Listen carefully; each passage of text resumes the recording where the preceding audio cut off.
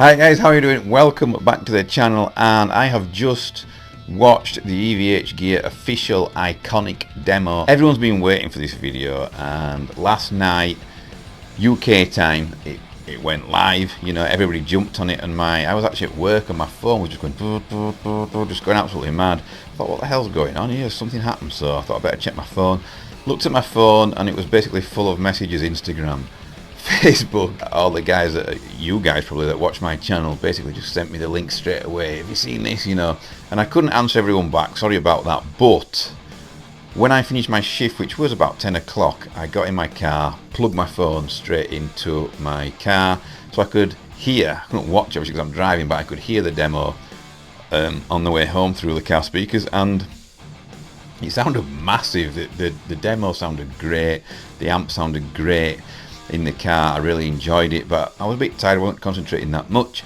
When I got home then, I plugged my iPhone headphones in and I listened to it while I was in bed, actually, just before I went to sleep. And to be honest, on the iPhone headphones it sounded a bit woolly for my taste, a bit muddy, a bit woolly. But what we have to take into consideration here is that the guy who does the demos, who does an absolutely fantastic job, like I turned up and regularly turn up to watch, to listen to the amps and the demos, but I end up quite regularly listening to that guy because he's just such an amazing player, and he jumps from rhythm to lead, and he's all over the place all the time. So what I would say is, although I probably wouldn't dial that tone in that way, there was a bit too much fluff around the edges, you know, a bit too woolly, a bit too much gain for my personal tastes. For what he's doing, he needs that extra gain. Obviously when he's jumping from rhythm to lead, he needs a ton of gain on there, because what he's playing is hard, and we all know that when you're playing, the more gain that you have to hide behind, for want of a, you know, he doesn't need to hide behind anything because he's a great player, way better than me, but we know as guitarists that the more fizz, the more fuzz, the more gain that you have to hide behind, the better usually you play, or the easier you play. And that guy's got a lot on, because everybody, every guitarist on earth is waiting for that video, the poor guy, so I do feel for him a bit. But great demo, great playing. This morning I've got up and I put it on my TV.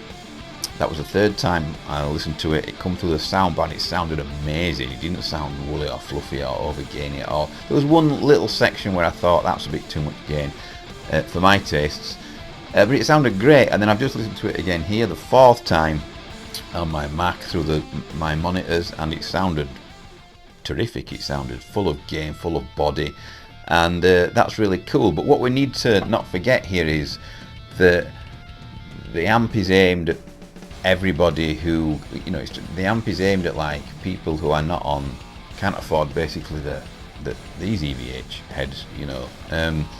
That's what the amp's aimed at, and the cabs are also aimed at people who can't afford, you know, high spec cabs. I think it's MDF that they use, not sure on the speakers that are in there.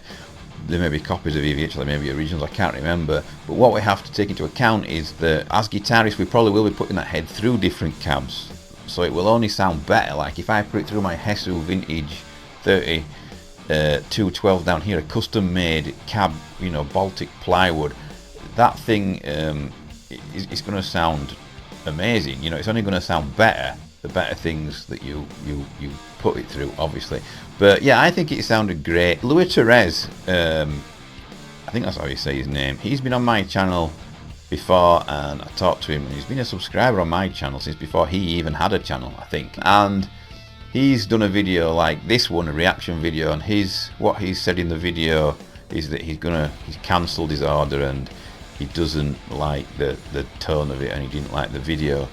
I didn't think that they marketed the video right, which I think they covered everything in there, to be honest. It's just a great demo. It's one of the best demos I've ever seen, in my opinion. The playing's great, and it covered a hell of a lot. The information on there, every channel, you know, it told you everything that was on the amp, every spec, and it went through every channel, and I can't fault that demo. I just think it was brilliant.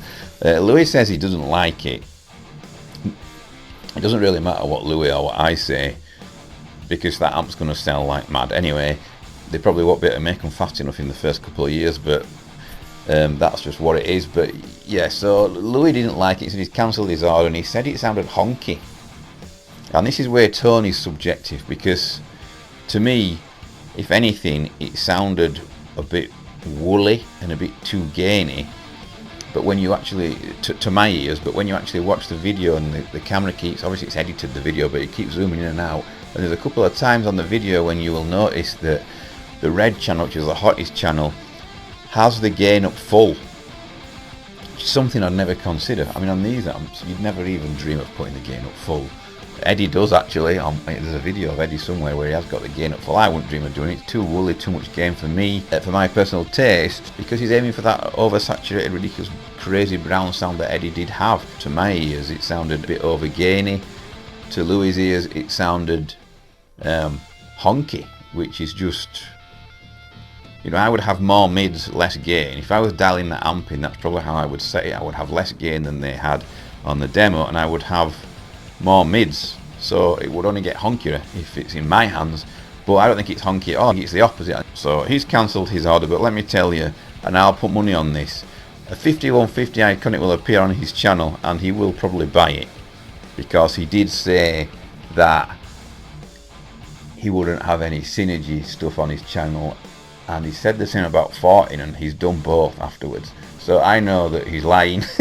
He's gonna hate me for this video, but I don't care. But yeah, he will have it on his channel. He will get one. I'm pretty sure of that. I will obviously get one. There's one on its way. I've got it coming to me in ivory, and when I saw that EVH video, I was like, oh my god, I've ordered ivory, and the black one looks amazing on that video. Since then, Fluff, Ryan Bruce, he's put on a picture of his, which obviously he's got it first. I knew all along that, you know, Fluff was going to get that EVH first, and I know that he's had it a while, because that's just the way it works when you're a big YouTuber with so much influence like he has. But he's got the ivory one, and it looks amazing on his picture that he's put up of it. So I'm now glad that I actually got the ivory one, because in daylight and everything, it does look really nice. So what I want to know is, what is your take on the video? Do you think it sounds brilliant? Do you think it sounds amazing? Or do you think that you don't like it for some reason? Do you have the same view as me, that when you dial it in with your preferred settings, how you would like it, maybe chuck a boost in front, put it through some vintage 30s and a bit better, more pricier cab? Is that what you think? Is that what you would do with it? Can you see through someone else's demo and see that you could get that amp to sound exactly how you like it, like I could? So thank you very much for watching. I don't know when my Iconic is going to turn up. It's coming straight from EVH UK, so as soon as they land in the UK, basically, mine will probably arrive within that week. Like I say, if you want to hear that Iconic and you want to hear what I do with it, subscribe, click the bell. But most importantly, as always, please go down in the comments below and let me know what you think of the first real taster of the EVH Iconic. Thanks very much, and I'll see you soon.